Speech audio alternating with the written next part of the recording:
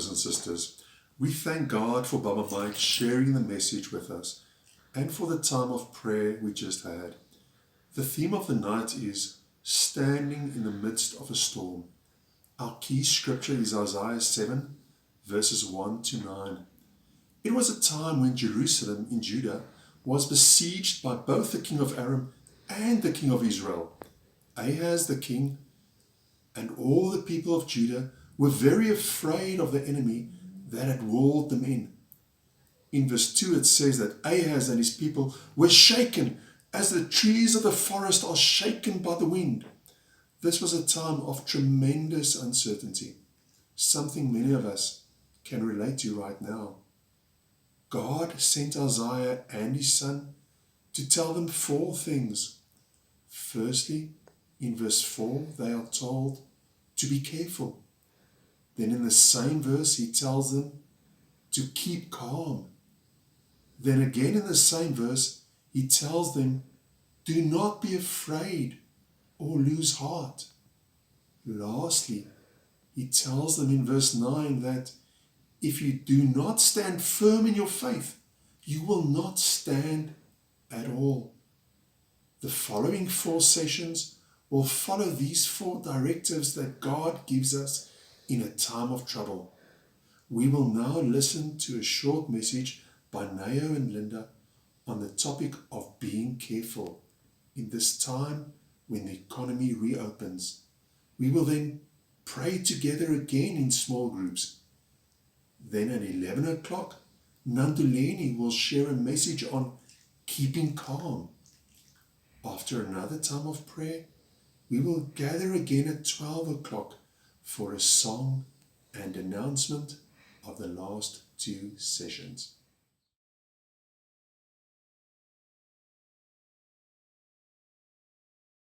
Hi, I'm Neo. I'm Linda. We are the Decoders, and we hope you're enjoying the online prayer so far. As Baba Verna have said, the theme of the evening is Isaiah 7, verse 1 to verse 9.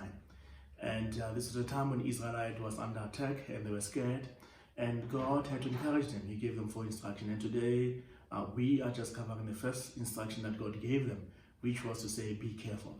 Being careful or be cautious is something that is righteous. The Bible, especially the book of Deuteronomy, is full of that. As Israel was entering promised land, God kept on saying to them, be careful, be careful to obey me, be careful not to forget me, be careful not to do what the people who used to live here did. So being careful is something very important.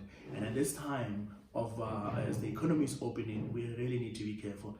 Let me hand over to my wife, who will give us a bit of a medical side of things. Amen. So on my side, family, the few words that I have to put forth before us, at this very uncertain time where we are unsure about what is what and for how long are we in this situation, the one thing I take comfort in considering the risks that are out there and being in contact with those risks is remembering the fact that God is faithful. He has promised to be with us till the end of times, and is remaining faithful to his promise.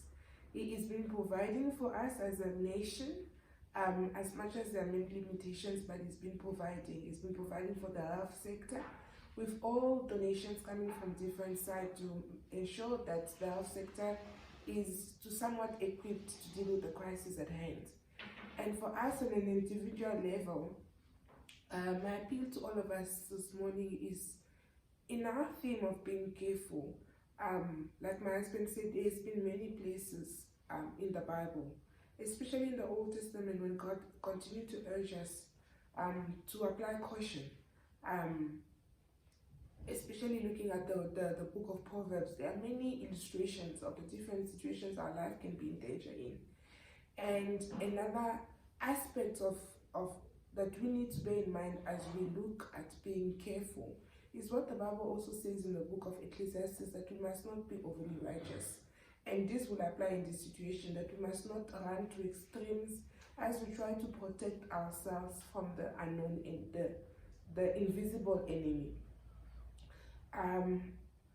God is a revealer of mysteries, and so far He's chosen how much we know about the coronavirus. And of what we know, we've got a good basis to start from. And that basis is for us to adhere to the rules that have been put there. Okay, not this. But to follow social distancing when we are amongst others, which will mean staying at least 6 feet apart from each other, and to adhere to hygiene practices, the frequent washing of hands with soap for at least 20 seconds, and even when sanitizing, to try to adhere to the same time frame where you try to cover all the surfaces of your hand as you clean your hand. Whenever we step out of our houses, to put on face mask, and that is to protect others from us and to some extent to protect them from us as well. When making use of public transport, to still remember the same principle, because the surfaces we touch, we do not know who touched them before us and who's going to touch them after us. So to remember to have a good etiquette when we are coughing or sneezing. It's going to get cold, it's getting colder, and there's going to be more and cold in the air, and it's difficult to see which one is a cold, which one is a flu, which one is corona. The more reason for us to be careful and diligent. The Bible urges us to be diligent about these precautions for our safety and the safety of our family members. As we'll be going out, or for some of us who've been going in and out on a daily basis, we need to remember the people we come back home to. If we fail to adhere to the safety precautions when we are amongst others, we may be the people who bring it home to our children, or we may bring it home to our elderly family members who may be more vulnerable than we are, the younger and healthier ones. So those are all the things that we need to keep in mind as we interact with others in public spaces. That it's not just about us, and we have a higher calling as disciples, that the Bible tells us that we need to respect our authorities. And the authorities are trying to find a way to put together the information that is known and relate to us as the public in a way that protects us as a nation as a whole. And us adhering to those measures protects not just me as an individual, but the larger community at large. And the other precautions are the normal ones that we know. To try rest and not to be anxious about all the information that is out there about the virus, about the potential cure. Like I said earlier on, God is the revealer of mysteries. When He chooses to reveal it to us, and when the authorities decide to reveal it to us in terms of a cure, we do not know. But for now, we can do the tried and proven, which is to rest, to have a balanced diet, to try within the norms of safety to exercise, so that we can have a healthier immune system that's able to fight the normal cold and flu that we have normally during the season, but potentially also COVID-19. I trust that God will continue to encourage us the way He has been, and He's going to continue to strengthen us in these difficult times in terms of us keeping our eyes on Him, us doing our part, because He's given us trust. Our part is to prove ourselves faithful, that our in charge, which is God, He trusts that we can. He's given us His Spirit, He's given us His Word, He's given us one another, for us to be able to hold on to this difficult time and to trust in Him, that on the other side, whichever side it will be, He is always there waiting for us. Thank you. Thanks, love. For me, just another quick thing. I think, firstly, when we're still there, I appreciate what my wife does every time she comes back from work. Before touching children or being in contact with any of us, firstly she goes, keep the kids away. She gets to shower first, and then only after that we can start giving hugs and greeting her and all that. It's not easy, but it's just the norm that we've adopted because we need to be careful. Another thing is we need to be careful of fake news. Be careful not to be caught up in that storm. Be careful not to be the people that are spreading fake news, because they are lies. You know, normally fake news are big in WhatsApp because WhatsApp's messages are encrypted. What that means is It is locked when it leaves you. It is only getting unlocked when it arrives on the other side. Nobody can see your message. So it is that private. The government cannot see your message.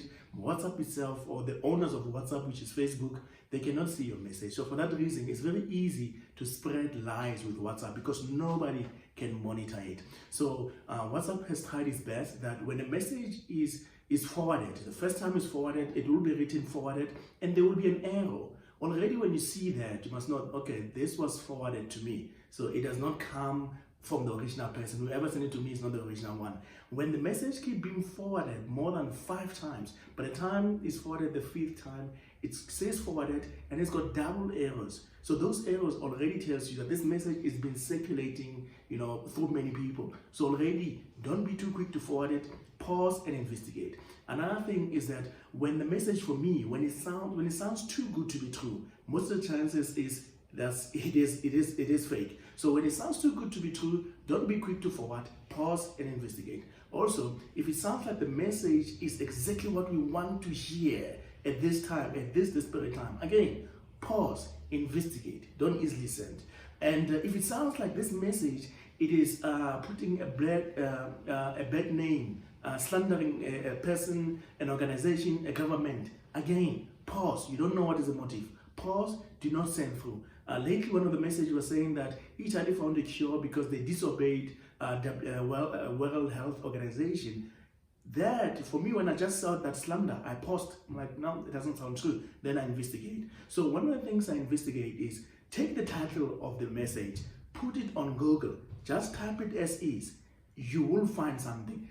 It will either appear on relevant news website, then you know it's true, but also you will hear that somebody also asked, and somebody will be able to say to you, no, it's a hoax. So before we forward, let us pause, because if we just forward and forward, we will spread fake news, we will cause people to distrust the government, we will cause people to panic, we will cause people to have false hope. Imagine people believing that this can be cured now. Therefore, they take away all the precautions, they take the virus, they don't take the virus seriously, and they end up bringing it home, they end up bringing it to their families, and they start losing people. So let us be careful before we forward. We hope that you will enjoy the rest of the evening. At this time, we will break into small groups and pray in those small groups.